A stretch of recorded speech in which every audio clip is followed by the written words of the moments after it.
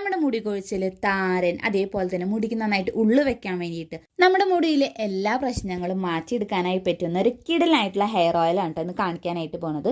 അതിനായിട്ട് നമുക്ക് വേണ്ടത് ഉലുവ, കരിഞ്ജീരകം, ഫ്ലാക്സീഡ്, എള്ള് നന്നായിട്ട് കഴുകി വൃത്തിയാക്കിയതിന് ശേഷം കുതിർക്കാനായിട്ട് വെക്കാം.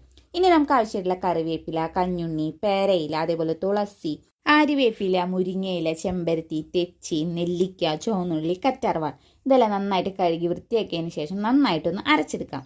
ഇതേപോലെ 2 സെക്ഷനായിട്ട് വേണം അരച്ചെടുക്കാനായിട്ട്. ഇനി ഒരു ഉരുളി വെക്കാൻ നന്നായിട്ട് ചൂടായതിനു ശേഷം അതിലേക്ക് നമുക്ക് വെളിച്ചെണ്ണ ഒഴിച്ചെടുക്കാം. എന്നിട്ട് ആദ്യത്തെ ഈ ഒരു സെക്ഷൻ ഇട്ട് കൊടുക്കുക. അത് കഴിഞ്ഞ് രണ്ടാമത്തെ ഈ ഒരു സെക്ഷനും കൂടി ഇട്ടിട്ട് നന്നായിട്ട് യോജിപ്പിച്ചെടുക്കുക. ഈ ഒരു പരിവായി കഴിഞ്ഞാൽ നമുക്ക് ഇറക്കി വെക്കാം. എന്നിട്ട് നമുക്കിതൊന്ന് അരിച്ചെടുത്തിട്ട് ബോട്ടിലാക്കി വെക്കാം.